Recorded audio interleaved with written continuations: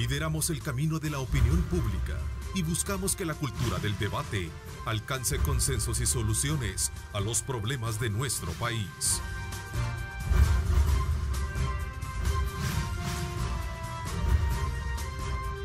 Diálogo con Ernesto López. 6 de la mañana con 31 minutos. Qué placer enorme saludarles a ustedes. Gracias por sintonizarnos y estar todas las mañanas muy atentos a darle continuidad a la programación que desarrollamos desde muy tempranas horas del día, junto con nuestros equipos de noticias y por supuesto Osvaldo Ruiz, que está atentos a ponernos al día con relación a las noticias que ocurren en nuestro país y el mundo entero.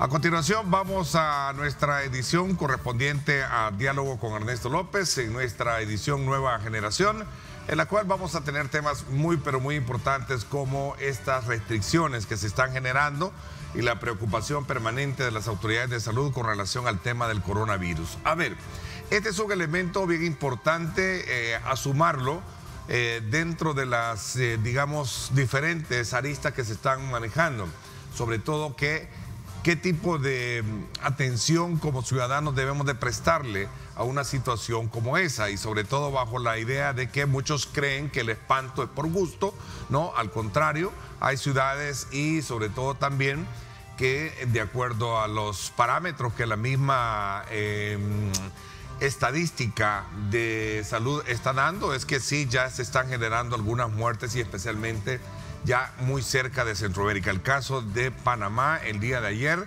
ya se conoció de la muerte de una persona y también del contagio de otra, así como también en el caso de Costa Rica. Así es que hay que ponerle muchísima atención, no hay que dejar a un lado, mejor dicho, ese grado de responsabilidad que debemos de ponerle especialmente cuando se trata de cuidar a las personas adultas mayores. Así es que desde ya quiero invitarlos a ustedes a que le pongan mucha atención, mucho énfasis, viniendo desde el ángulo de la autoridad misma que está enviando mensajes permanentes como lo hemos estado tratando acá en este programa. Así es que eso será uno de los temas principales que vamos a sostener y por supuesto vamos a hablar de la aprobación del préstamo de 109 millones de dólares que bajo cierto acuerdo con la Comisión de Hacienda en la Asamblea Legislativa ya hay consenso para hacer una redistribución de las partidas que ahí se planteaban. Así es que será tema muy importante que vamos a tener esta mañana. Quiero darle la más cordial bienvenida a Tania Pastor. Gracias por acompañarnos, Tania. Gracias, un placer estar acá nuevamente con todos ustedes y por supuesto con la audiencia de Megavisión. Gracias también a Isaac Ortega. Quiero saludarte, Isaac, bienvenido. Gracias, Ernesto, un gusto poder estar aquí nuevamente con Tania, con Leonor y a Henry, que lo estamos esperando también, y un saludo a todos los salvadoreños que nos ven desde sus casas. Bueno, también tenemos a Leonor Selva. Gracias por acompañarnos, Leonor. Qué gusto saludarte. Buenos días, Ernesto, y buenos días a la población salvadoreña. En Honduras confirma los 2 primeros casos de coronavirus. Esta es una información que, por cierto, la destaca uno de los principales periódicos y ha caído un poco en suspenso también muchas actitudes de personas que a raíz de toda esa situación pues están pidiendo que estas personas de alguna manera sean, vemos un caso muy en particular, no solo de verse aisladas, sino que también de sacarlas de cualquier contexto de tratamiento. El grito de una persona diciendo mátala, que me parece que no es lo correcto, lo más correcto, y por eso yo hacía énfasis de la necesidad de controlarnos, de no menospreciar la orientación, la campaña que se está haciendo en torno a esta situación, porque el coronavirus, creo que, y lo hemos dicho acá con especialistas, la tasa de mortalidad es mínima en comparación de otras enfermedades como tal. Así es que es una situación que de verdad es de ponerle, como decimos a buen salvadoreño, y así al estilo de la juventud de ustedes, coco, ¿va? Sí, no es de tenerle miedo, sino respeto, y pienso que el principal enemigo en este tipo de situaciones es la ignorancia acompañada de la desinformación. En realidad, cuando uno escucha a las personas adecuadas y con conocimiento, con datos estadísticos, en realidad uno se entera que lo que tiene que tomar es medidas. Yo ayer realmente me asusté cuando fui al supermercado y en realidad la gente está acaparando bastantes de los productos, especialmente vitamina C, gel antibacterial, y es importante estar preparados, pero también es importante no causar pánico que genere este tipo de actitudes de querer asesinar a un ciudadano compatriota por el hecho de que probablemente estaba contaminado. Es decir, hay que tomar las precauciones, en especial, ya lo oímos bastante, si se trata de personas adultas mayores con condiciones previas. Y no se trata aquí de pretender ser un médico, sino que simplemente se ha escuchado que a nivel mundial las personas mayormente afectadas son adultos mayores y que tienen condiciones anteriores, que en términos generales también los niños, los bebés incluso no han sido no tienen tasa de mortalidad como los adultos mayores con otras condiciones preexistentes, y que es en realidad el llamado de atención para toda la población en general, tomar las precauciones y educar a sus familias y a sus entornos, porque uno que no siga indicaciones es suficiente para llegar a contaminar a la familia entera. Bueno, yo creo que está en una situación donde, como bien comentábamos, hay de ser respetuosos con la situación, tampoco es de paniquear, como dicen, ¿verdad? Porque realmente se está manejando como una gripe, ¿verdad? Como una gripe que si se descuida, sí puede llegar a ser un poco más grave. Pero por eso todas estas medidas de protección que se están dando a conocer, son sumamente importantes que las pongamos en práctica, porque son bien básicas y al mismo tiempo no nos llevan tanto trabajo ni tampoco tanto costo, ¿verdad? El hecho de lavarnos las manos, de utilizar antibacteriales y elementos que puedan cubrir tal vez poner una cortina o una barrera de transmisión, evitar el contacto de manos con cualquier persona, tocarse los ojos, andar abrazando a todo el mundo, ¿verdad? Y evitar las conglomeraciones cuando se puede, ¿verdad? Obviamente las personas que tienen que andar en un bus o en el transporte público o en centros donde hay mucha gente, pues lo ideal es siempre tener ese cuidado de ver por dónde andar y a dónde se apoya uno, los pasamanos, que son algo tan común, ¿verdad? Poder tener cuidado con eso. Yo creo que, de nuevo, el llamado es a la calma, a entender que las epidemias son normales en el mundo, somos seres humanos, esto es parte de nuestra vida, o sea, del orden natural de las cosas. Sin embargo, tenemos protocolos y tenemos mecanismos para ir reduciendo los impactos de estas enfermedades. Entonces, hay que poner todo en su justa causa. Ciertamente hay que estar un poquito más cautelosos, un poquito más conscientes de nuestros hábitos de higiene, evitar en la medida de lo posible, si un evento lo puedo evitar, lo evito, y seguir las indicaciones. Otro creo yo que va a ser, que es clave, es que si usted siente síntomas, porque esto es muy salvadoreño, y yo entiendo, no nos gusta faltar al trabajo, no nos gusta decir que estamos enfermos, pero creo que esta es una oportunidad donde yo me siento mal, lo mejor que yo puedo hacer es realmente ir al hospital o ir a una unidad de salud o ir al Seguro Social. No confiarnos de que puede ser una cosa que pasa pasajera, y tomar las precauciones. Por lo demás, sí, evitar la desinformación y evitar la alarma, porque de nuevo, si hay alguien que está enfermo, que pase consulta. O sea, lo más importante es una enfermedad con alta tasa de mortalidad. Tiene alta tasa de mortalidad cuando no se atiende debidamente. Cuando entonces, hay una desatención principal, hasta por una gripe se puede morir uno, decían las abuelas, ¿no? Los que están seamos sinceros, los adultos mayores son vulnerables a otro montón de enfermedades. Entonces, si usted tiene un adulto mayor en su familia, simplemente de estar un poquito más pendiente de sus cuidados y de monitorear cómo se está sintiendo esa persona, sin caer en pánico de pensar que uno tiene que acaparar, ir al supermercado a barrer cosas. También creo que hay que mantener, sí creo que hay un llamado a gremiales, a asociaciones, a que se sumen a trabajar en conjunto con el gobierno para que las medidas que se vayan tomando sean lo más ordenados posibles, que al mismo tiempo se trata de minimizar los impactos sobre la economía, sobre los negocios. Entonces, creo que sí hay un llamado también a organizaciones a sumarse a ordenar este sistema y atender esto de la mejor manera. Y si se confirma un caso, pues ya está, o sea, se confirma como en otros países donde han sido para darle seguimiento en el tema de cuarentena. Y por alerta a todas las instituciones, por cierto, sobre todo la alguien Defensoría. nos escribe y dice, mi hijo viene procedente de España y lo han dejado en cuarentena. No obstante, firmaron un documento en el cual la cuarentena la iban a cumplir en sus casas, dice por acá, ¿verdad? Sí, yo creo que es muy importante. Bueno, Henry, tú estás dentro del, digamos, más bien conociendo. De hecho, voy a presentarles una fotografía, un tweet que acaba de colocar nuestro compañero y colega Merlin del CID en su cuenta, Merlin CNN. Ministra de Educación, @Anania Carla, verifica en Colegio Sagrado Corazón que se implementen filtros y se identifican a estudiantes con enfermedades respiratorias como parte de los controles para prevenir el coronavirus. Ahí está el elemento clave, ¿no? Sí. O sea, la prevención. Sé de varios amigos que están en Estados Unidos que tenían eventos aquí en El Salvador y ellos los han suspendido.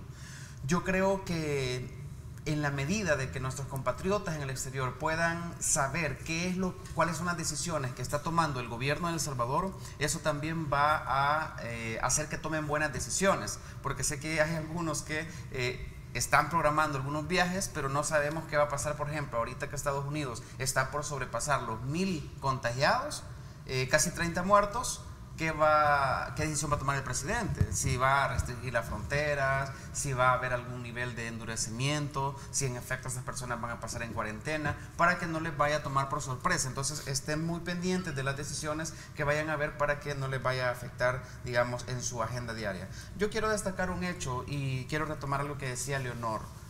Va a ser muy importante cómo las organizaciones de la sociedad civil y algunas organizaciones empresariales se toman con responsabilidad este tema.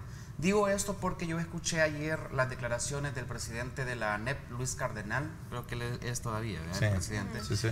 Y él criticaba y cuestionaba el hecho de que el presidente hubiese cerrado literalmente las fronteras, decía él, al pedir el pasaporte. Si bien es cierto, el presidente ya tomó la decisión en coordinación con el gobierno de Guatemala de que no se les pide el pasaporte, sino que solamente el DUI, pero sí me llamaba la atención el hecho de que él decía que eran demasiado drásticas las decisiones del gobierno, y escuché en esa misma línea algunos diputados también.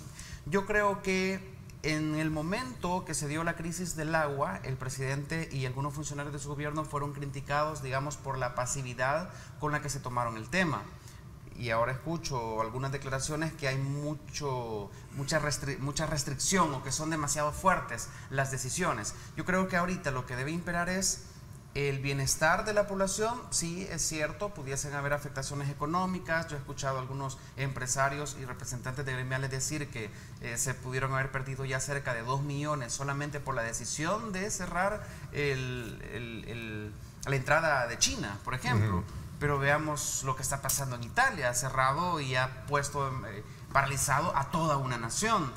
Me llamaba muchísimo la atención también las declaraciones de la señora Merkel en Alemania, decir que esperan que casi el 70% de su población pueda ser contagiada con este virus. En ese sentido, creo muy responsable la decisión del presidente de tomar las medidas más drásticas, mucho antes que la Organización Mundial de la Salud tomara la decisión de decretar la alerta máxima, porque estaría resguardando la vida de los salvadoreños. A mí me llamaba la atención incluso, y yo sí creo que el gobierno ha manejado muy bien esta situación. Sé que se están buscando hasta edificios, bueno, ya lo anunciaron ayer, que pertenezcan a la Fuerza Armada para albergar a afectados o contagiados en el caso se tengan. Y me parecía algo importante, decía, incluso nos arriesgamos a que una aerolínea se pueda ir del país porque supongo que va a tener afectaciones. Hay una aerolínea española que hace vuelos directos.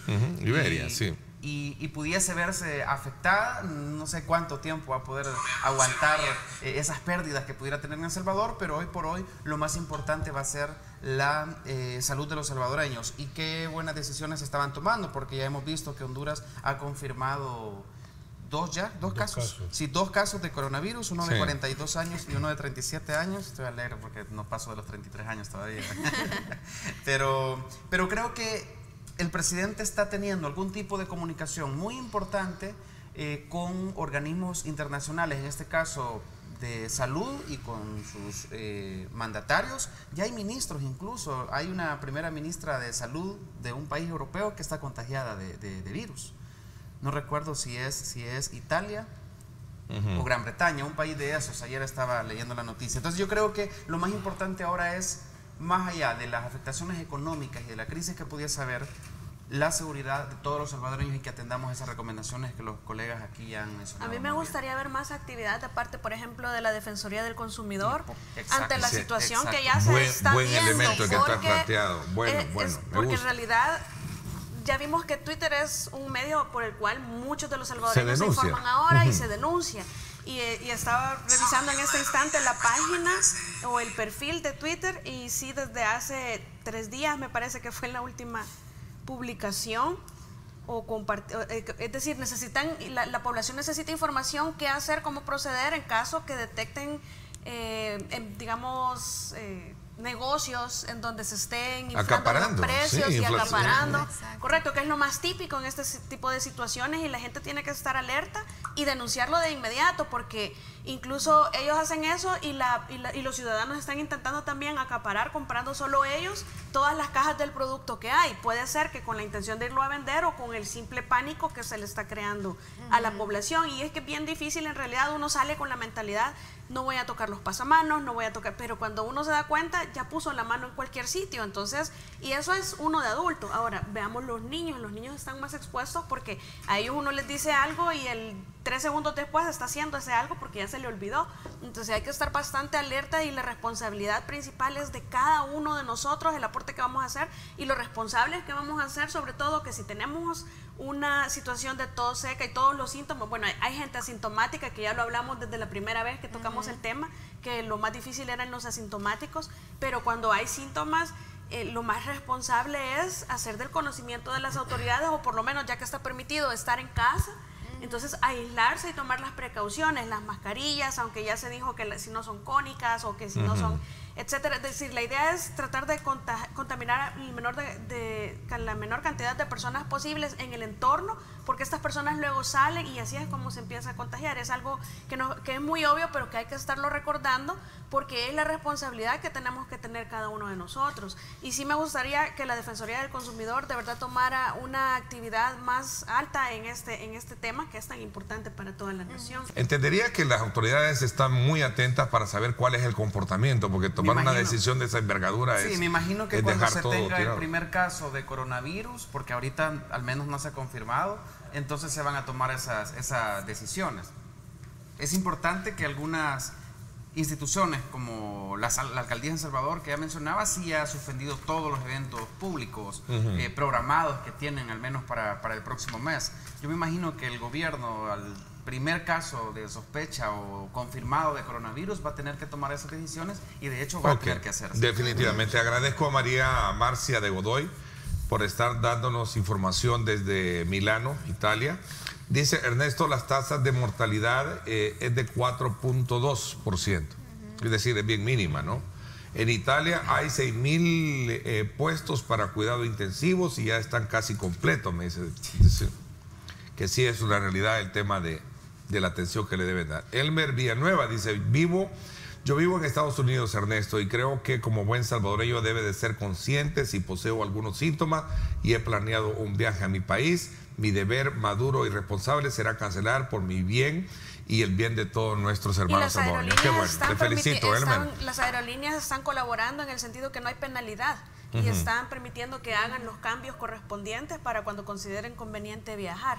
Ese es un aporte bastante importante, porque aquí se trata de que todos aportemos, desde la empresa privada hasta todas las organizaciones de gobierno que trabajen en conjunto, porque al final es un tema país. Ahí hay que hacer de nuevo, el llamado es a la calma, porque esto es como en un accidente, como en un terremoto, que dicen muy frecuentemente, es el pánico de las personas lo que causa más tragedias que el evento mismo. Exacto, nosotros tampoco podemos contribuir a esta sensación de alarma y de catástrofe, porque eso normalmente, ¿qué va a pasar? Le vamos a empezar a pedir al gobierno que tome medidas que sobredimensionan. Cada medida también tiene consecuencias, y no son consecuencias así de economía en etéreo, sino que usted la va a sentir. O sea, por ejemplo, los temas de, bueno, y o sea, ¿se van a dar incapacidades por cuarentenas preventivas o solo cuando usted sí tiene casos confirmados?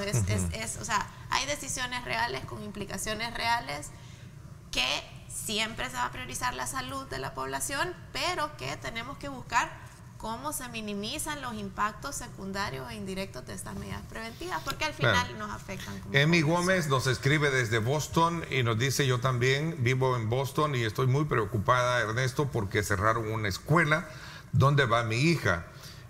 No lo han cerrado, que Dios los bendiga y los proteja. Es terrible lo que se está queriendo. Fíjese que hablando de Estados Unidos, para hacer algunas comparaciones, la influencia solamente el año pasado causaron aproximadamente 14,000 muertos en Estados Unidos. Solo para que tengan ese dato, actualmente el coronavirus ha causado ya 30 muertos. La tasa de mortalidad, por ejemplo, en el caso de la rabia y del ébola, tiene un impacto del 50%. Bueno, el SIDA, solo el año pasado murieron casi 1 millón de personas. En el de cáncer hay 8 millones de personas que están padeciendo esa brutal enfermedad. A diario en El Salvador también accidentes de tránsito, hay casi 300 al año. Eso significa... Y ahí vamos, la pobreza es algo que sufren muchos de los salvadoreños también, de una forma sistemática, permanente y constante, y eso no alarma, ¿verdad? Pero como el coronavirus en realidad ataca a cualquiera, de cualquier estrato social, entonces... Sí, es cierto que es a nivel mundial y que está peligrosa la situación. Lo que pasa es que el nivel de propagación ha sido mucho más rápido. Porque en poco tiempo, tener casi 110,000, me parece que llevamos, y casi 4,000 muertos. Pero ya hemos pasado situaciones. Yo me recuerdo que cuando el dengue hemorrágico fue un pánico parecido, cuando el H1N1 fue otro pánico similar, y ya hemos pasado por estas cosas y al final sabemos que gracias a Dios se logran controlar, pero que hay que mantener la calma, que no hay que entrar en pánico, sino que hay que tenerle el respeto a la enfermedad y sobre todo salir de la ignorancia y de la desinformación. China ya está evaluando abrir algunos espacios que habían cerrado y algunas ciudades incluso, y ellos estaban empezando a cantar victoria. El nivel de contagios a diario había bajado drásticamente y el nivel de mortalidad también. Contrario a la propagación que se está dando en varios países, China está ya casi resolviendo este tema a tal grado que el presidente chino visitó el hospital que construyeron en menos de 10 días. Eso me llamó mucho la atención y qué bueno, creo que esas noticias son muy esperanzadoras. Lamentablemente el virus ya se contagió en otros países y lo tenemos aquí. Y la disciplina de los chinitos, que es...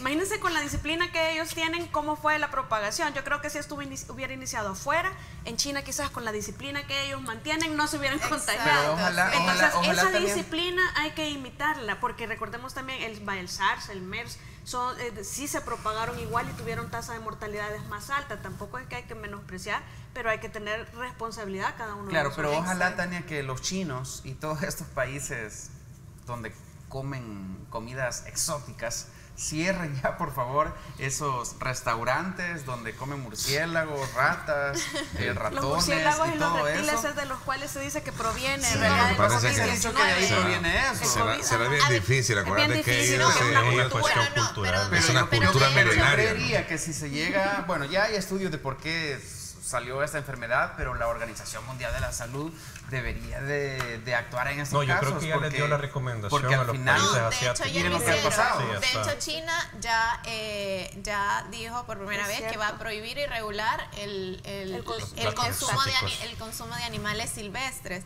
que es algo, hay que decirlo, es histórico, a pesar de que como la presión de grupos ambientalistas siempre había tenido y de organizaciones de salud siempre había tenido esta presión. China se rehusaba por un tema cultural, ahora ya lo prohibió, ese es un gran avance, pero vuelvo a que las epidemias, las enfermedades, los virus son una cosa natural, o sea, somos seres vivos, estamos en un ecosistema y eso siempre va a estar. Lo que tenemos ahora como sociedad son protocolos para minimizar los impactos y eso es lo que hay que seguir.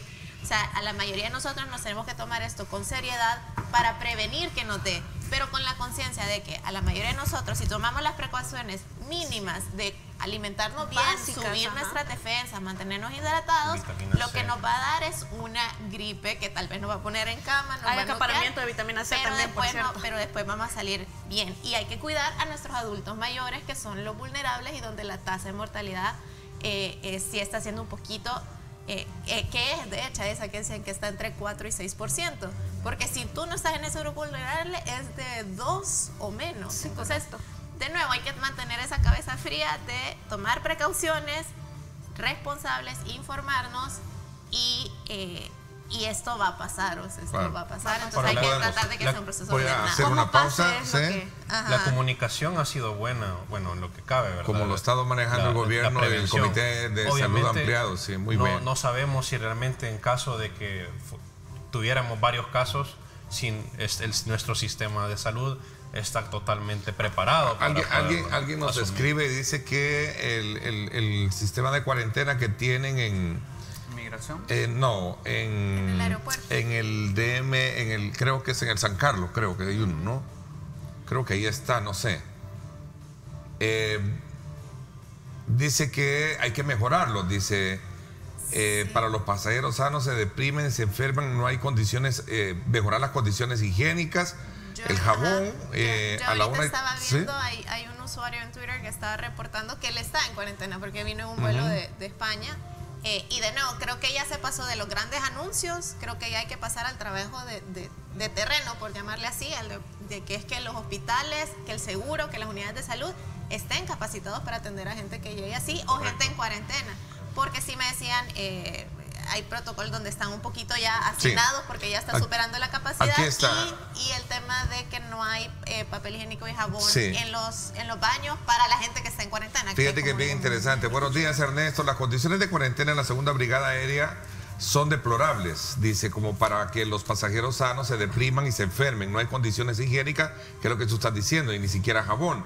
Anoche a la 1:30 AM les dieron frijoles molidos y 2 rodajitas de plátanos fritos y 2 panes, que al menos permitan que la familia les lleve la comida y elementos de aseo a cambio de ropa, dice.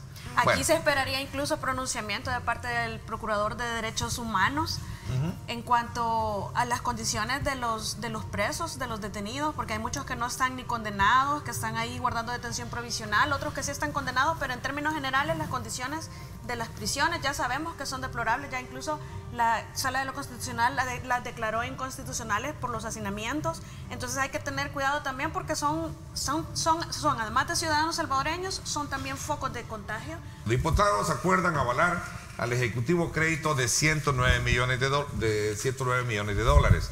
Hay contrapartidas ahí que serán modificadas a partir de ciertos criterios que van a ser evaluados. Venir a decir que 109 millones es demasiado me parece un poco contradictorio y hasta cierto punto irresponsable.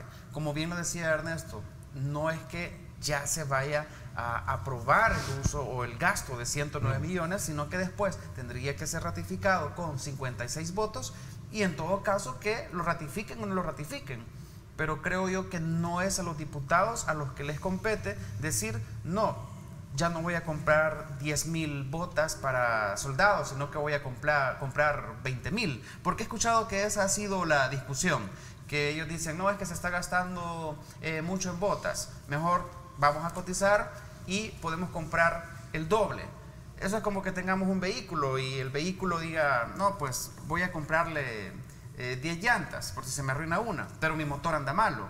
Sí se necesita apostarle a la videovigilancia, a la tecnología, el buque por el tema del narcotráfico. Yo siempre he criticado el tema del buque porque en realidad yo sí entiendo la necesidad del combate al narcotráfico, entiendo también, se ha mencionado el tema de la pesca en aguas profundas, que es necesario combatirlo, pero me parece que es un tema que podría ser objeto de un préstamo aparte para tratar directamente el tema del narcotráfico, puede negociarse en eso. A mí lo que sí me parece importante, que no se debe perder de vista, es el hecho que el artículo 148 de la Constitución establece cuál es la participación de la Asamblea Legislativa en esta autorización de los empréstitos o de los créditos, porque en situaciones de grave urgencia nacional que sea justificable, como es esta lucha contra las pandillas y en términos generales contra la corrupción y la reconstrucción del tejido social, todo el plan de control territorial.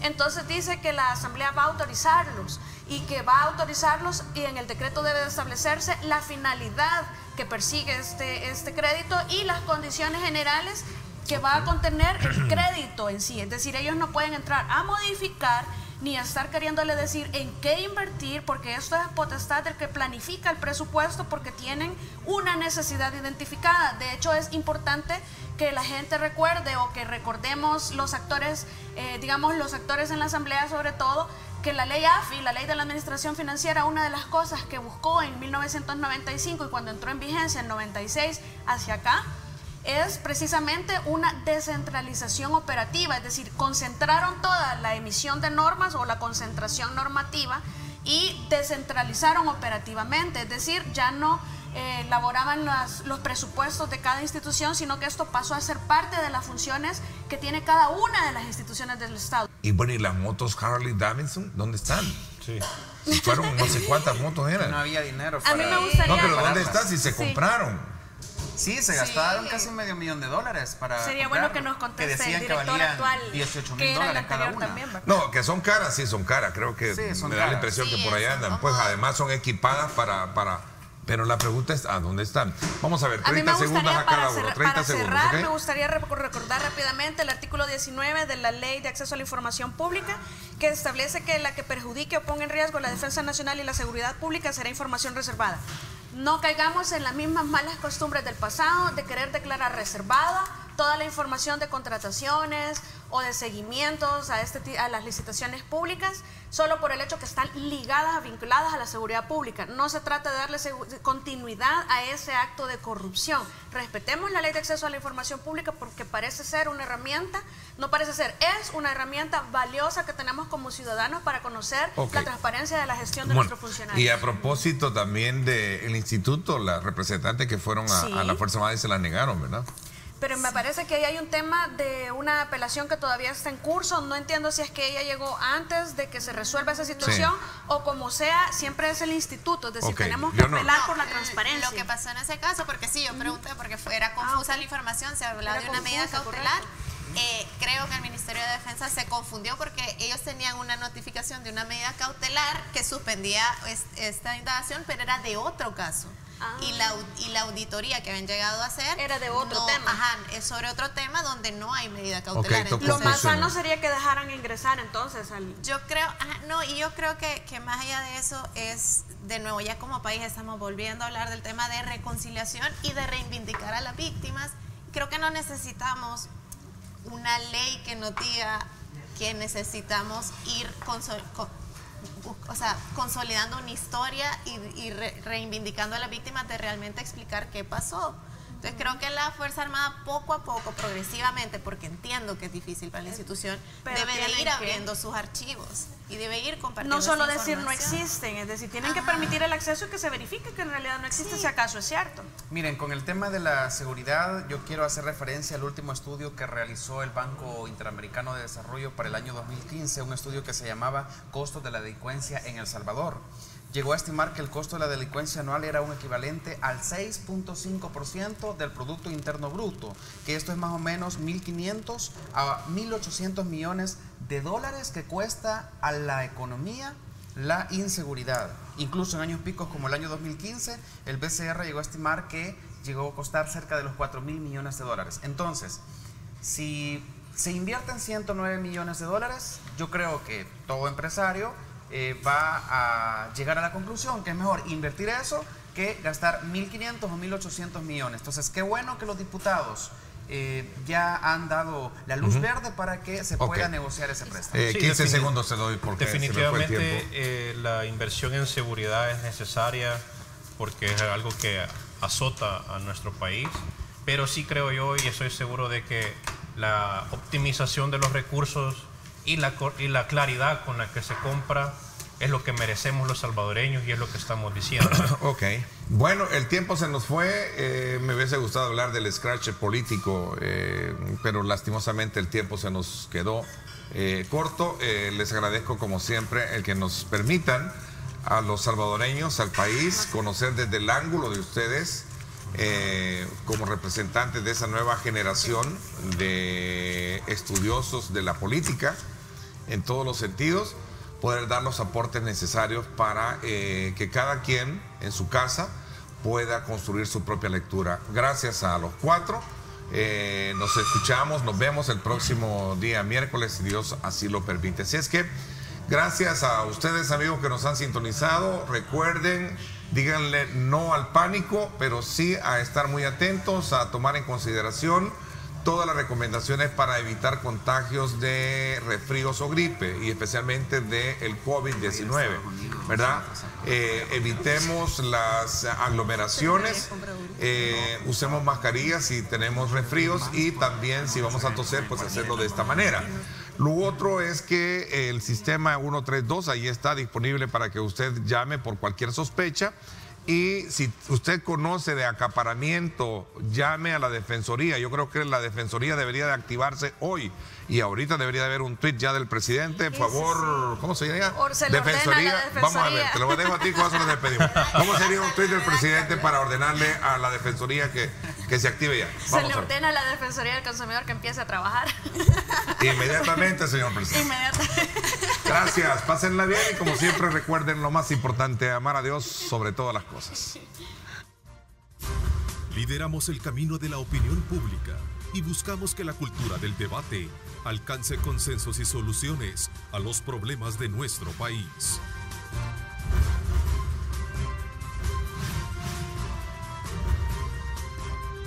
Diálogo con Ernesto López.